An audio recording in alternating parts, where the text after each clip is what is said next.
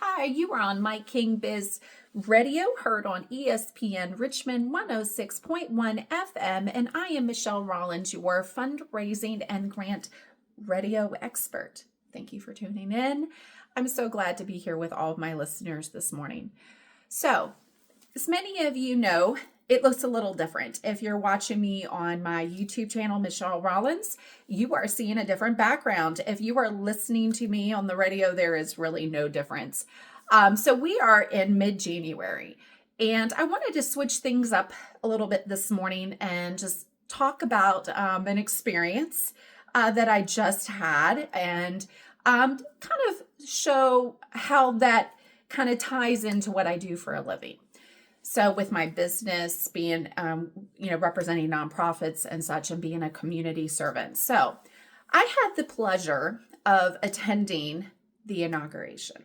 I have never, ever attended the inauguration before.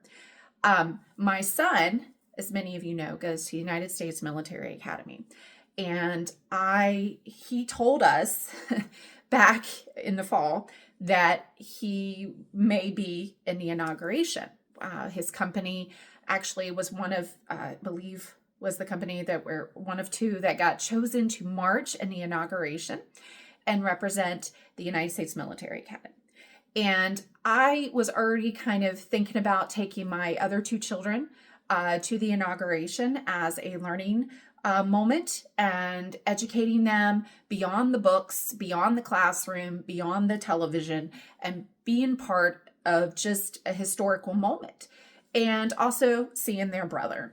Well, lo and behold, many of you know, the weather just hasn't cooperated with us this year. And I don't know if I'm happy about that or I'm kind of ready for the spring, but I love snow and it's so pretty. It brings so much peace and just hope, in my opinion. And the inauguration got switched up Friday night. And it was because of the temperatures, as far as we know, right? And my son found out that he would not be marching in the inauguration, which all of the academies were told they would not be marching, and it went inside. So I had a ticket for my family to attend the inauguration, and then everything changed, right? So we decided to still go and kind of bear the weather and the temperatures, which seemed a little crazy, but we went ahead and did it. I really, again, felt it was a learning moment for my children, and it could have been any president. I really wanted to, express that. A lot of you know what I do. I help nonprofits. I help them with funding. So that could be fundraising, that could be grants, that could be finding opportunities, connecting with people. And so I'm a big believer on education. I'm not only a veteran, but I came out and I became an educator. And that is still a big part of me. And it's a big part of my family and my children. And again, I wanted them to be a part of this special day and experience it firsthand. So we went on Amtrak, which I recommend that to everybody. It was a great ride. It definitely worked for us because while we are close enough where we could probably drive, I knew with all the road closures and how far from where I lived, it just wasn't going to work. And it was very doubtful that we would get in to even make it because a lot of the metros were there, the stations were closed, etc. So Amtrak worked. It was a couple hours for us, and it was an amazing ride up there. And the breakfast my kids loved, and it really saved us, especially as a mom. Breakfast was great. I wasn't sure how or where we were going to eat once we got there because I knew everything was closed at Union Station. Like, I did my research. Again, I am good at my job. I love researching, and I researched before we left for the trip, and I kept an eye on all the updates. So I did go to the dining car and allow them to enjoy a breakfast. They really liked it. And I have to say, I was very impressed. I've never eaten in the dining car before through Amtrak. I have been on Amtrak before, but not in the dining car. The staff was amazing. And I went above and beyond, to tip the folks that served us, because there's a lot of people that the trains were full. People were coming to the inauguration from all states. So again, not only did I do my research and my homework before the trip, but we also connected with people. We got to know a couple people, just other folks. I didn't know who they were. And we ended up, everybody was so friendly. People from North Carolina were coming up for the day and enjoying this wonderful occasion. And my kids were excited. And once we got off the train, we did get our Metro passes ahead of time. I have learned from past experiences, if you move to an app with the Metro, no matter if you were on a Metro in DC or in New York, get the app. So that took me some time. I'm not really great at getting the tickets at the Metro stations in general. So I went ahead and I got my help from my husband and from my kids, and I figured it out. And my children were able to get tickets on their phone. We were able to figure that out. But we ended up not using the Metro at all. And part of that was we used our, again, research. We worked as a team, and my middle son used the app to do the directions on walking, because I figured when we got to Union Station, again, connected with other people that were already at Union Station. We took a minute to kind of give ourselves a few minutes before we go on our journey to figure out, where's Capitol Arena, even though we have the address, what's going to be the best route for us. Well, we connected with other people and suggested to walk. And we walked, and lo and behold, that was kind of easy because of the line. And yes, there was a line. We ended up waiting we arrived around 7:30 a.m., I think a little bit before that. And we ended up getting a line probably by 7:45-ish, give or take. And we were in line till almost 11:30, I think. And I figured we would be in line, but I didn't think we'd be in line that long. And yes, we did make it into the arena. And yes, we had the tickets from the original inauguration plans, but the Capitol Arena folks were handing out tickets once you got through all the other stages. So when I say stages and the process, again, look at what I do. My business, I am a fundraising and grant expert. I am a professional that prides myself in research, prides myself in connecting, and also staying ahead of the landscape of where the funders are, the policies, things changing. And this was important to me and to educate my children. And also originally too, my son was going to be in the inauguration, and that's just really cool in itself. But we went ahead, we braved the temperatures, we got in line, we met other people, saw some crazy things too, meanwhile, in line. And then, my kids got a firsthand of, life. I mean, there was some protest. I mean, I'm not going to lie. But what really makes America great is honestly, everybody has a voice and has an opinion, and they're entitled and welcome to their opinion. And so while we're in these lines that are not barricaded, but have bars, that kind of make a division in these lines, we were fortunate to get in, but there was people behind us that did not. We were one of the last groups to get in. I feel bad because those temperatures, oh my gosh, I'm still really cold till the next day later, which if you're hearing me on the radio, it's been a week. Hopefully I'm still not cold, but I am still very cold today, from the trip, and I wore extra layers. I'm sure you mamas out there listening know that you have kids sometimes that are stubborn. My 14-year-old, even though I told him to wear layers, I do not think he wore enough layers. But my youngest son, he layered up. I layered up. I don't think I layered up nearly enough, but I layered up. And we saw all kinds of folks. And I have to give an A+ to all of the first responders and service members out there in the cold, and the Secret Service that were out there, federal agents helping the citizens, keeping them safe because there was a lot of people. So no matter what the television tells you or what you've read on TikTok or wherever, guess what? There was a lot of people. So if I said there's people behind me that didn't get in, there had to be at least 20,000 people because that was the max of the arena, and the arena was filled. So we get through all of these blocks. I think we went through at least 8 to 10 blocks to get into the arena. And then there was one section that was just really, and I wish I would take more and better pictures of it. But the last block where you could see the arena and you're like, oh goodness, I'm glad I'm here, was the security point 2, and TSA was actually doing the security check. But right before you got to it, it got a little crazy because the porta potties, it was like porta potty avenue, and everybody was getting out to go to the bathroom and then getting back. And it almost seemed like people were cutting in line, but I don't think they were.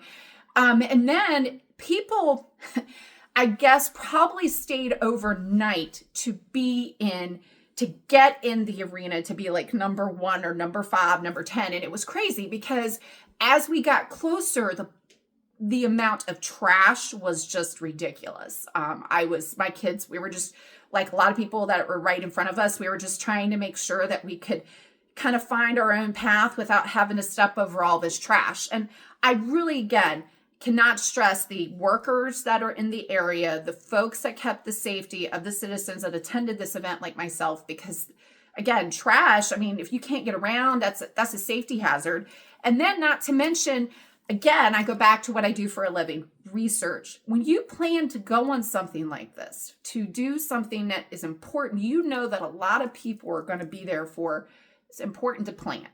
And I read ahead on my original ticket of what to take and what not to take. So it's just kind of like if you go to any type of other event, like NASCAR, for instance, as an example, you have to take a clear bag with you so they can see what you have in there, right? Schools now, their policies are clear bags, a lot of them. So that doesn't change going to this event. Even if you choose to be outside for hours, plan ahead. So there's so many creative bags now I've seen online. I mean, anybody could find something and, have a jacket to put all the necessary items in and go without some of our wants. And the amount of purses and bags right before the security gate was crazy to me. It was at least a couple feet high, and you had name brand purses. You had, even some clear bags that didn't make sense that were just being dumped. If you watch this happen as you were getting to security, because people were told when they went through the security, you couldn't have X, Y, and Z to go in. So me, I'm like, okay, well, I took what I thought I could have, right? And luckily I did. I took my little clear fanny pack. Yes, and I had a huge sweater on. So luckily nobody saw my fanny pack. I'm not a big fanny pack person.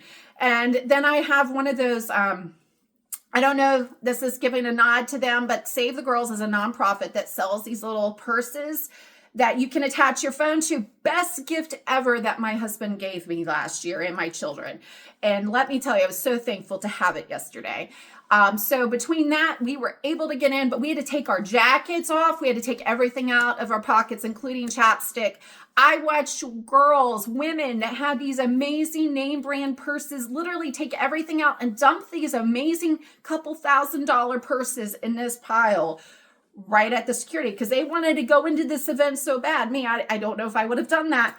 But the amount of trash, the amount of items, it was just ridiculous. So we get in, and then we had to walk probably a mile down and then around to get to the arena. And when we got there, the doors were closed. Honestly, I thought the doors were closed and they reached their max. And we just stood there. I was like, okay. And I told my children ahead of time, just like I tell my clients, guess what? No grant is guaranteed. Nothing's guaranteed. I'm here to help you. This is what I recommend. This is what I advise. But again, there's no guarantee. Well, guess what? I told my kids the same thing going into this event, that there was a chance we may not get into the arena. And if we did not, I had a plan B. Wasn't worried, would have been disappointed, but we get to the door. my kids are like, oh yes, because my 14-year-old was freezing and I was really cold. Honestly, I was starting to feel really numb. And, us old people, it does not work cold being out there for hours like that. And I can't believe I served in the military at one time because I was never cold then, but I'm cold now. This is what happens 20 plus years later, right? So we finally get in. Somebody comes up to the door, hands the tickets. People at first were all like on all of the doors. It was so surreal. But then people formed a line. People were so nice. That the Capital One Arena folks were very nice. They handed the tickets out. They left us in. We had to scan them. And then we had to go up to the escalators to our section. And I believe we were like 920 or 914 or 919, something like that. I just know we were up on the top, almost to the very top. And I was just thankful, though. I was really cold at that point. I think my children, we just wanted to sit down.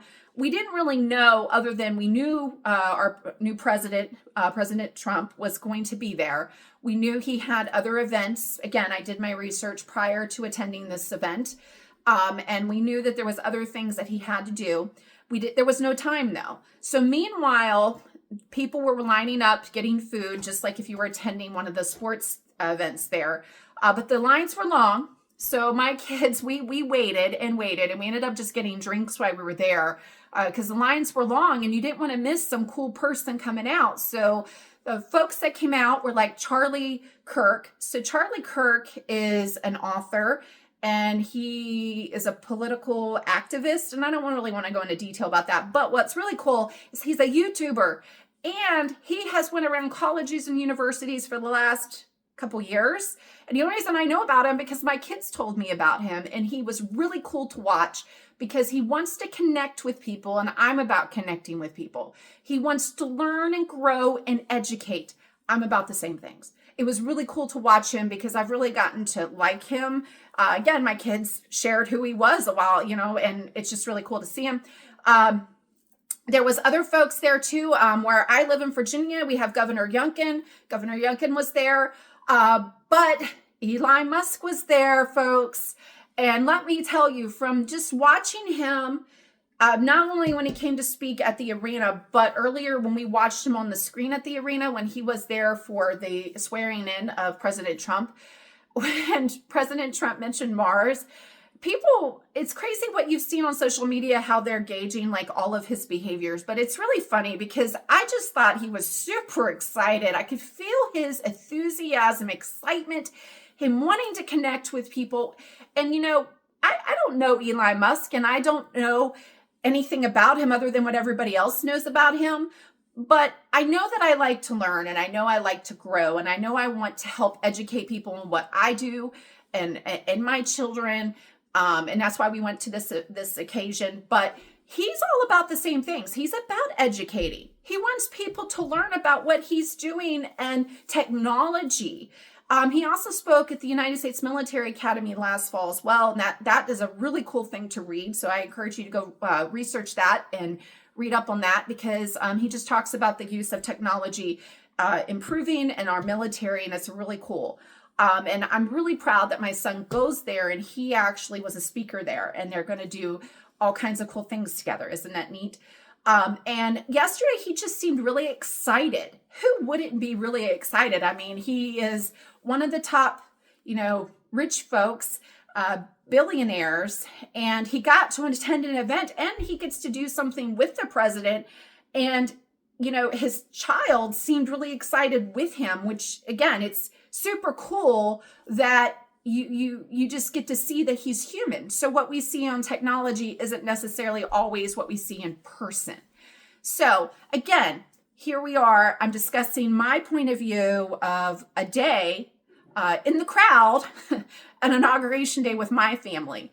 And, usually we're talking about different writing methods. I have different guests on, but I thought this would be a great time to just discuss this particular experience. Again, with what I do for a living, it's important to research. It's important to connect. It's important to know what's going out in the world and what policies are happening.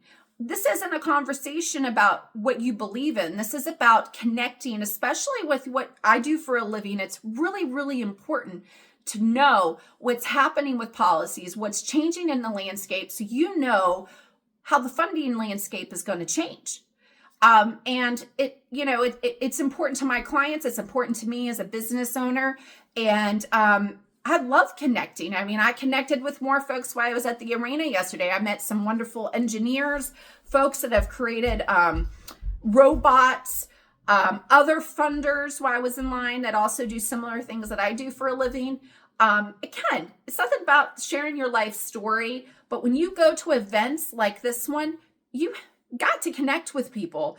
You can't just stand on the sideline and just wait for something to happen. You have to be friendly, especially on days when you know all the workers that are working that day are working a lot more and a lot harder. So I took time to show my appreciation to the Amtrak workers. I showed my appreciation when I was at the arena, when I was in line.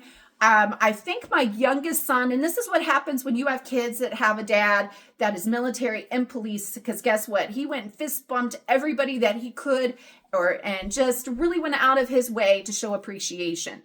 And I just want to give also a shout out, because I know Chesterfield County Police was out there. So awesome that you were out there helping with the inauguration. And to all the service members that worked really hard out in the cold. It was so cold. And you had to deal with citizens like me that were just exhausted and trying to find their way around all of that fence. Oh my gosh. And when I say fence, folks, I do not mean fence. I mean, like, it was just, they had things blocked off and you had to find your way, and there was no signs. You had to rely, again, on your phone, your Google Maps, knowing in your head what direction you're going, and just not afraid to ask for help.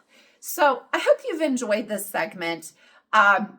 It's a little bit of insight of just me being part of the crowd with my family, enjoying the day, enjoying a historical moment, and making it my responsibility to be a good citizen, to attend that event, to learn, to grow. I did my research. I endured the cold process to get in, and I was patient. So same thing goes with what I do for a living. You have to know that there is a process. You have to be patient. You have to know that you're not going to win all of them, and that you got to have a plan B. And you're not afraid to do the research, connect, and stay abreast of all of the changes happening all the time. So thank you for tuning in today. Stay tuned to another segment with Michelle Rollins, your fundraising and grant expert host. Have a great day.